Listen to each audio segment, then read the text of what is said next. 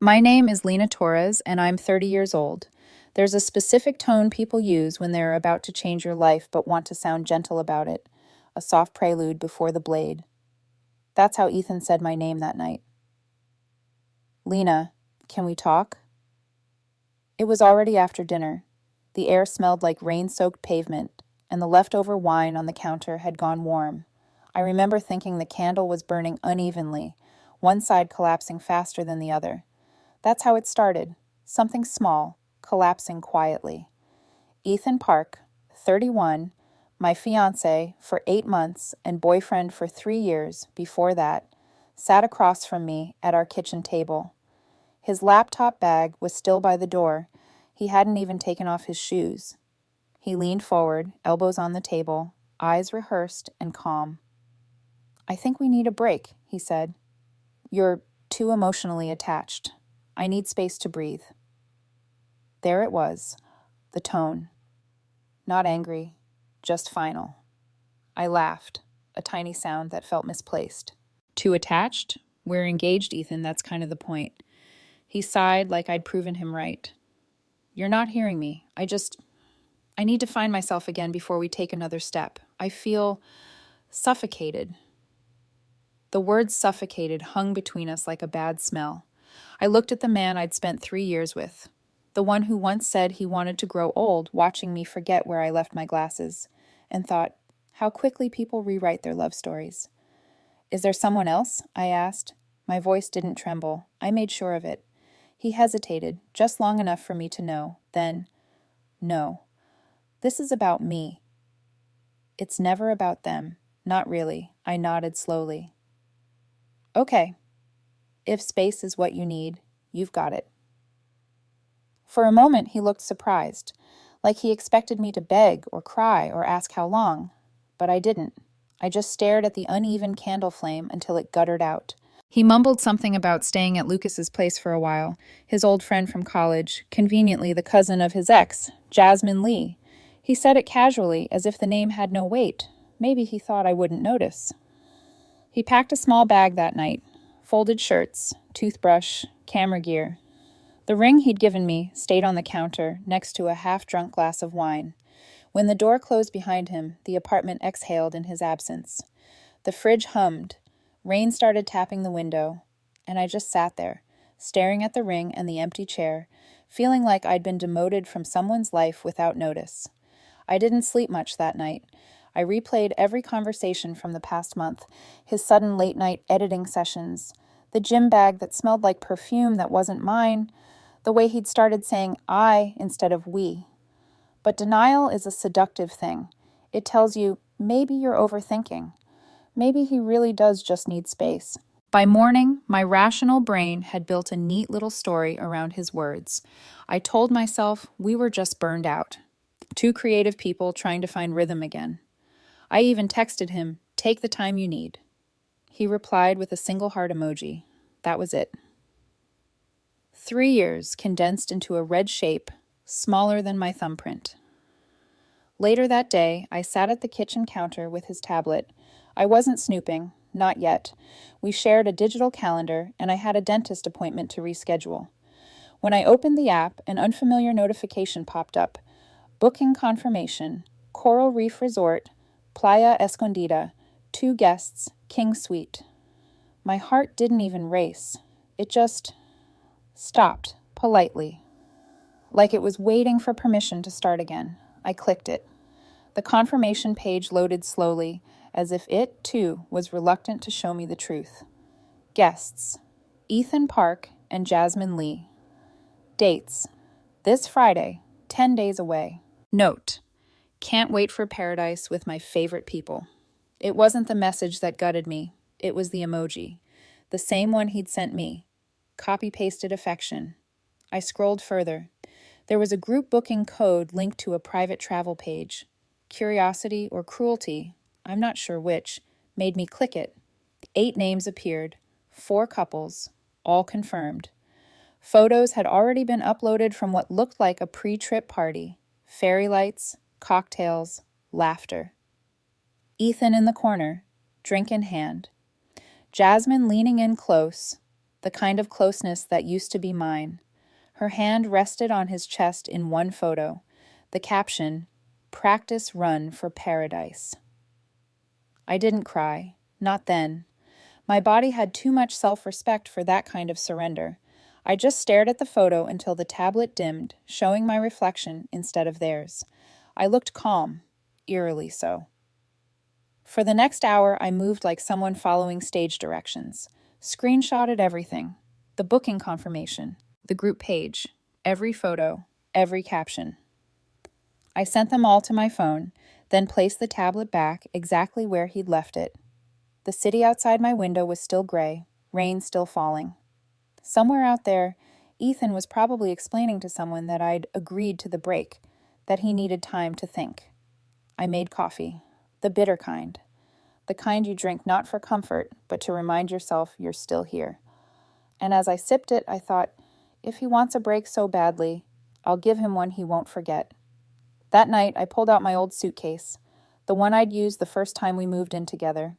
It still smelled faintly of sea salt from a trip we took to Bali, the one where he'd told me, "You make every place feel like home." I zipped it open and started folding clothes, calm, precise. Not because I was running away, but because I was going to the same place he thought I'd never find. When I finished packing, I stood in the doorway of our apartment, or maybe just mine now, and whispered to the air, "Let's see how it feels when the break looks back." There's a kind of calm that comes right after the storm hits. Not peace, but precision. That's what I felt the morning after Ethan left. Everything inside me had rearranged itself overnight.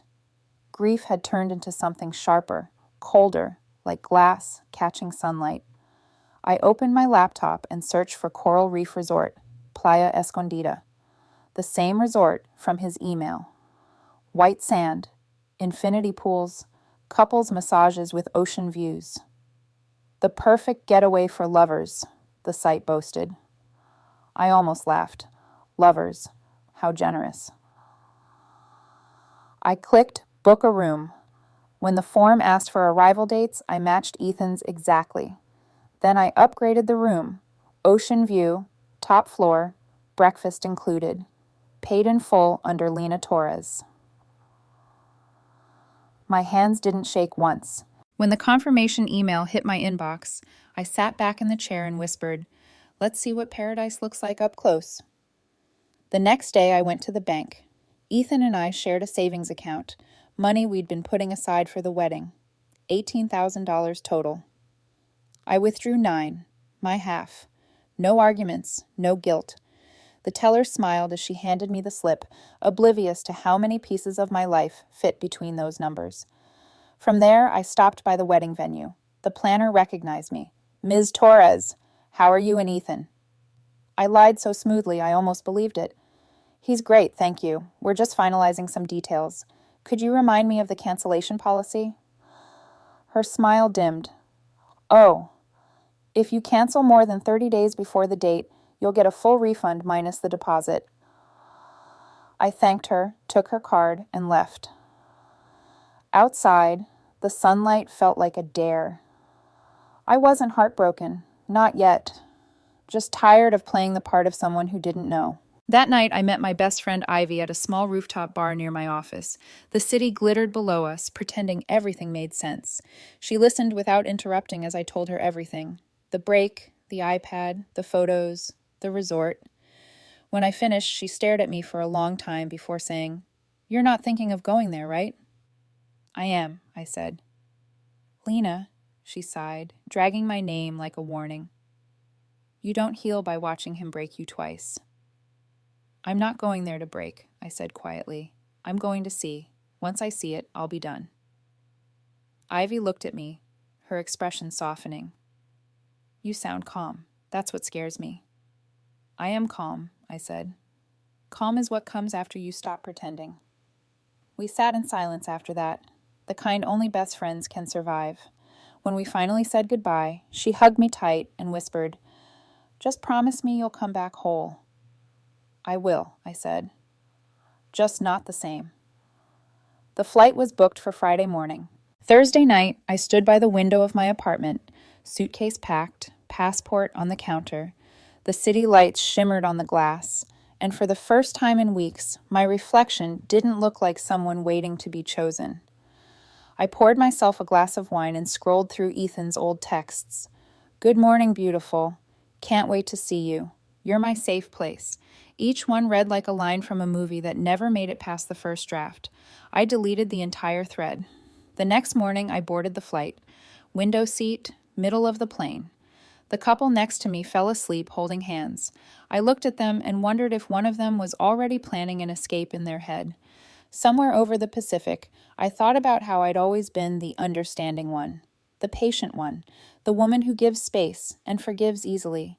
But sometimes, being understanding just means you're the only one standing in the middle of the fire, trying to explain the smoke. When the plane touched down, the air hit me like a warm ocean sigh. Palm trees, salt, sunlight. Everything Ethan probably thought would erase his guilt. I took a cab to the resort. The driver made small talk about the weather and weddings. Apparently the place was popular for honeymooners. First time here? He asked. First time seeing things clearly, I said. He didn't know what to do with that, so he just nodded and kept driving. The Coral Reef Resort was every inch the paradise it promised. Marble floors, glass walls framing turquoise water, staff with perfect smiles. The receptionist greeted me kindly. Welcome to Coral Reef, Ms. Torres. Checking in for 10 nights? Yes, I said, matching her smile. Ocean view, please. She handed me a key card, shaped like a seashell, and offered me a complimentary hibiscus tea. Breakfast starts at 7, she added. The view from the main restaurant is lovely at sunrise. I'll be there, I said. That evening, I walked the beach barefoot. The horizon melted into violet and gold, and I could almost see him, Ethan, somewhere nearby, laughing, relaxed, unburdened by consequence. The sound of waves drowned out my anger until all that was left was quiet resolve. Back in my room, I opened the private travel page on my phone again. They'd been posting updates all day. Group selfies, sunset cocktails, Jasmine in a swimsuit I'd never seen before, sitting close, too close, to Ethan. In one photo, her hand rested on his shoulder. In another, she was leaning against him, head tilted, smiling. The caption, Day 1 of Paradise begins. I studied the image for a long time.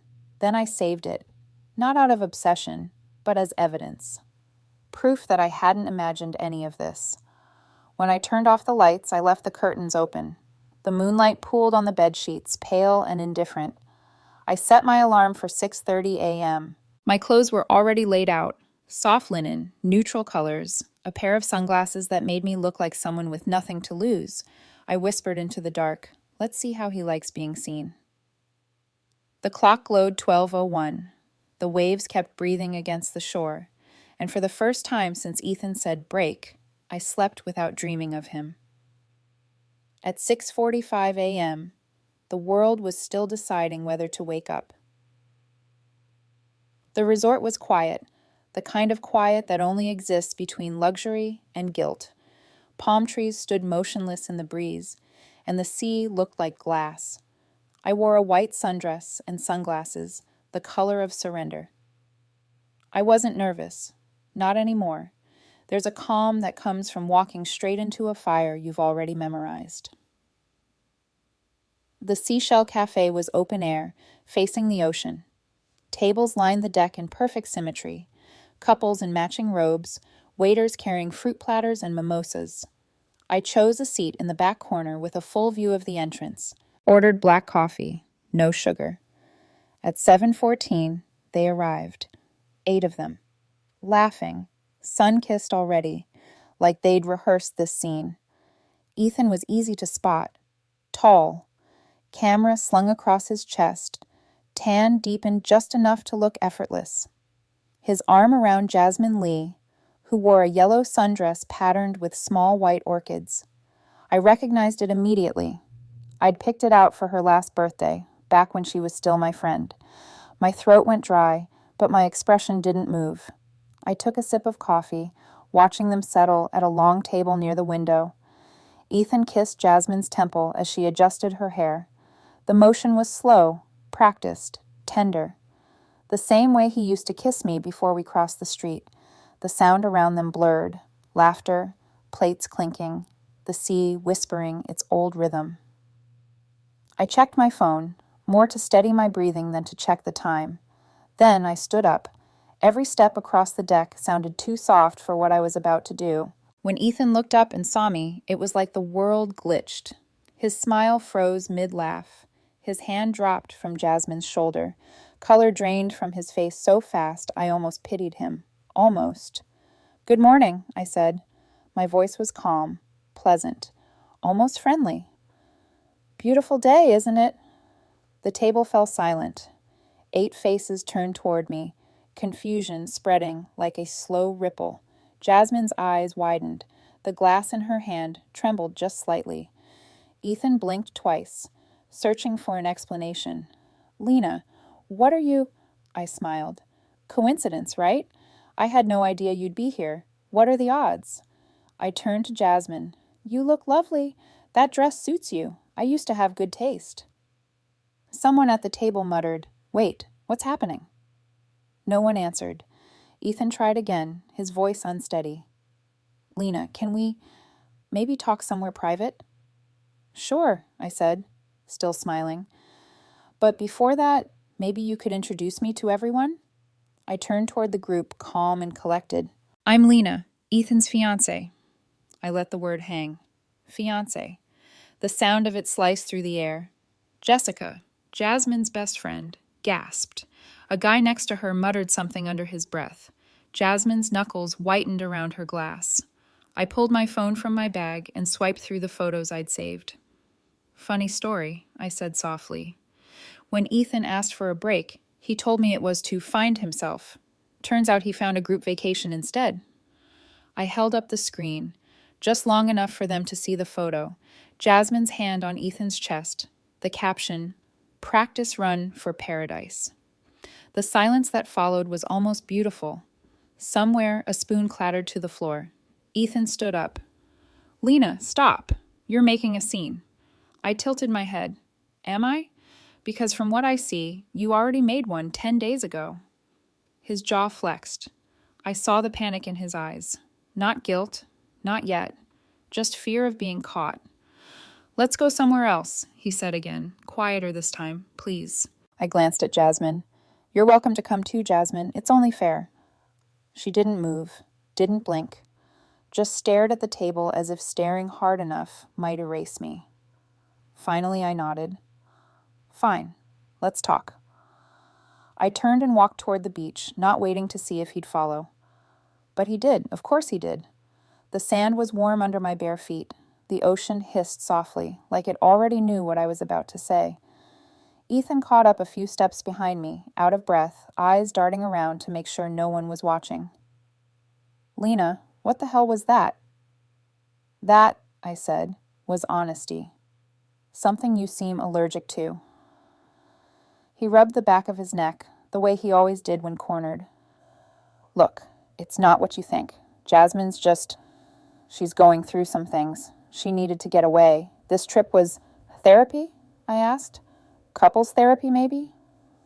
"Don't twist it," he snapped. "You're overreacting." The laugh that came out of me wasn't kind. "You asked for a break, Ethan.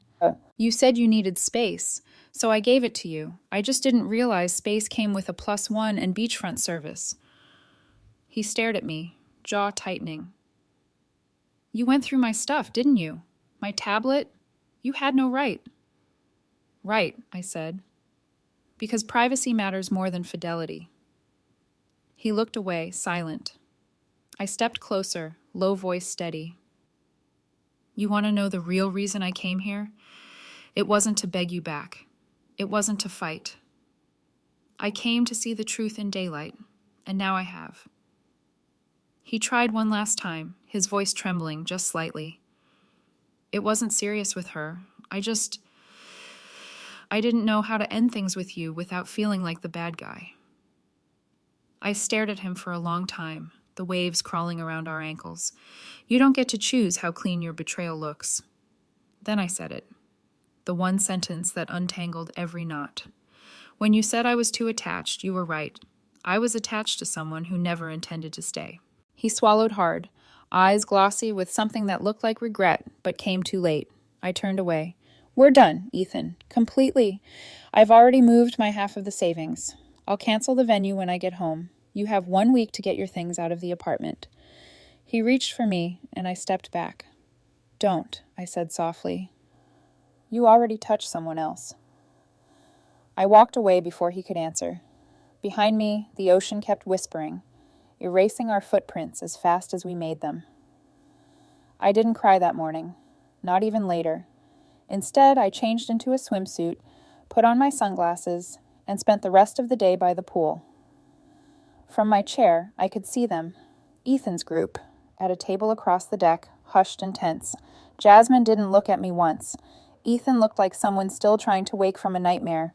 Good, let him dream. When the waiter refilled my drink, I smiled for the first time in weeks. The sun was high, the water clear, and my coffee finally tasted sweet. By sunset, the resort had gone quiet. Laughter had thinned into awkward silences. The group that used to burst into morning cheers now avoided each other's eyes at dinner. I'd started to notice the smallest things, the way Ethan's voice cracked when he ordered at the bar, how Jasmine stopped tagging him in photos.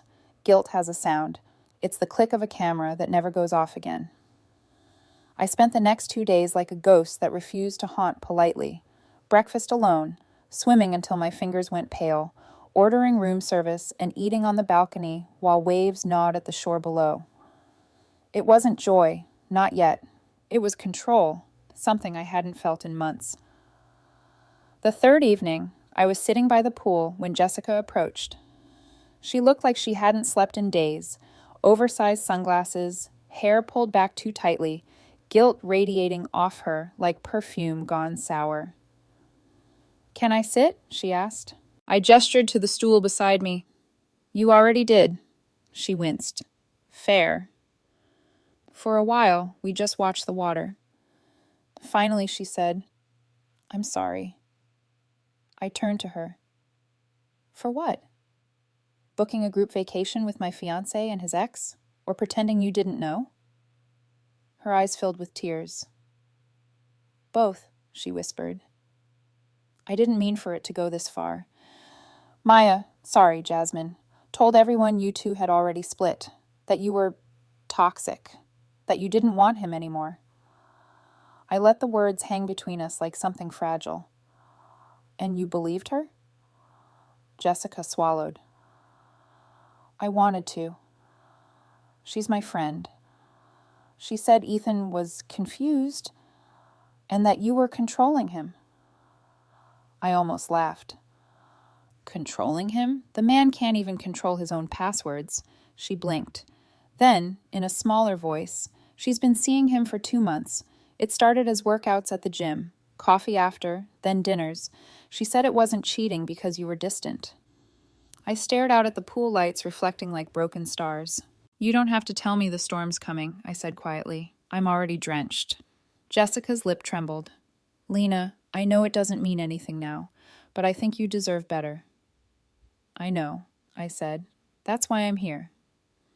She nodded, eyes glistening, and left. Her drink sat half-finished, a slice of lime sinking slowly to the bottom. Later that night, someone knocked on my door. 3 knocks, then silence, then another 3. Not hotel staff, too hesitant. Not Jessica, too late for apologies. I opened it just enough to see Ethan standing there, drunk, shirt untucked, eyes red. "We need to talk," he said. "No," I said simply. "You need to leave." He pressed his hand against the doorframe. "You embarrassed me, in front of everyone. You had no right." "Didn't I?" I asked. "You made our relationship public when you took her on a couples trip." He flinched but didn't move. "You don't get it, Lena. You smother people. You analyze everything. I laughed softly. "I loved you, Ethan. I listened to you. I trusted you. If that feels like smothering, maybe you should have stayed single." His tone shifted, desperate and mean all at once. "She told me you were manipulative, that you twist everything. You showing up here, this proves her right. I leaned against the door, eyes level with his. If being honest makes me manipulative, then maybe lying makes you pure. He stared at me like he was trying to find a version of me that still wanted him. I didn't have one left. Go sleep it off, I said, stepping back. If you're still looking for sympathy, Jasmine's room is down the hall. He muttered something under his breath, something bitter and half-hearted, but he left. I closed the door, locked it, then double-locked it. For the first time since the engagement, I felt safe. The next morning, I woke up to sunlight spilling across the bed like forgiveness. Breakfast arrived, croissants, mango slices, coffee that smelled too good to belong in the same story.